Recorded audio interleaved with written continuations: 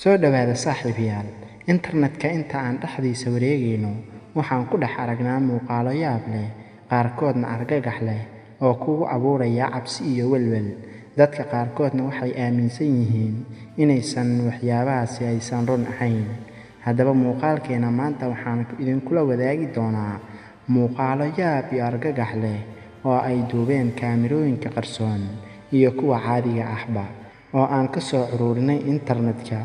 Haddaba ina keena si aad noola daawataan. Inta ayna muuqaalkeena u gudagalin, waxaan kaa codsanaynaa inaad like saarto muuqaalka lana wadaagto asxaabtaada adigoo ku sheergalaynaya baraha bulshada inteeda kale.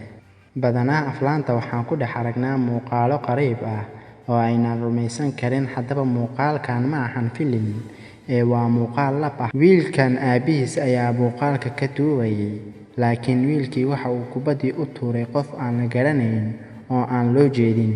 Markii uu kubaddii tuuray ayaa aabihiis u tilmaamay qofka uu kubadda u tuuray, laakiin meeshii uu tilmaamay qofba muusan taagnayn. Aabihiisii waa uu shakiyay.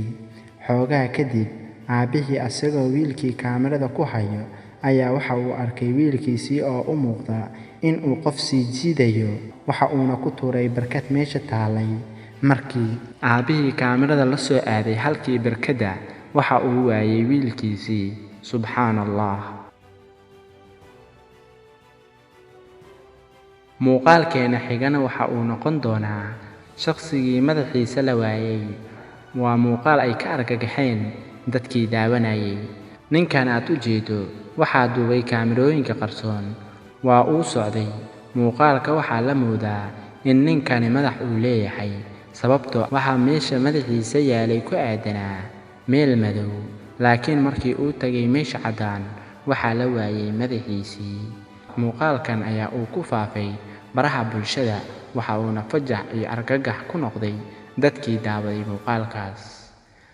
Muuqaalkeena saddexaad wuxuu noqon doonaa shimbir ku istaagtay hawada dhexdeeda. Shimbirkan aad u jeedid waxaa la moodaa in lagu soo callaqay ama ay ku xidhan tahay hawada. Wax dhaqdhaqaaq ah ma aysan samaynaynin. Dadkii halkaasi joogay ayaa yaab iyo argagax ku noqday arrinkii. Mid ka mid ah dadkii halkaasi joogay ayaa waxa uu isku dayay inuu ul ku riixo. Markii uu taabtayba, shimbirkii ayaa duulay. Soo la yaab maaha.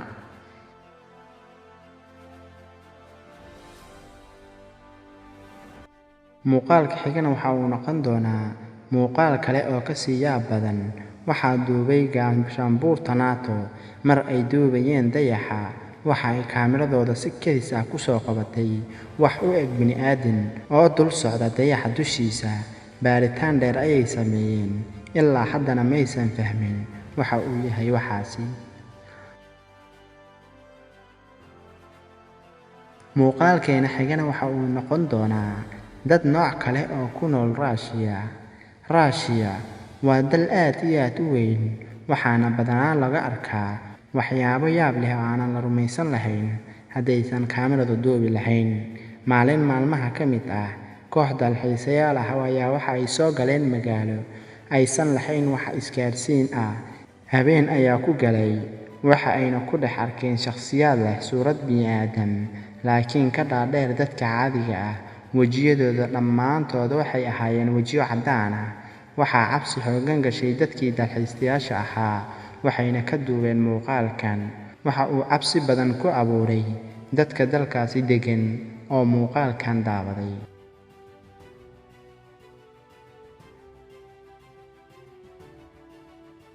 Muuqaalkeena xigana waxa uu noqon doonaa badanaa waxaa dhacda in askarta keymaha xuduudaha ah ay ka sameeyaan roondooyin, kaamirooyinna ay ku xidhaan meelaha xuduudaha ah ama keymaha si ay u arkaan dhaqdhaqaaqa ka socda halkaasi. Sida aad u jeedo, kaamirada qarsoon ayaa keyntan ku xidhan, waxa ayna duubtay wax aan la aqoonsan waxa uu yahay. Laakiin inuu meesha wax maray waa la fahmi karaa, laakiin macquul way noqon wayday waxa meesha marayo in la fahmo. Si fiican muuqaalka u fiiri, waxaa kaga muuqda qaybta kommentiga noogu soo qor. Waad ku mahadsan tahay daawashadaada. Haddii aad nala dhamaysatay qodobkee ku qanciyay, xagga hoose ee commentiska noogu reeb. hana ilaabin inaad like saarto muuqaalka lana wadaagto asxaabtaada. mahadsanid.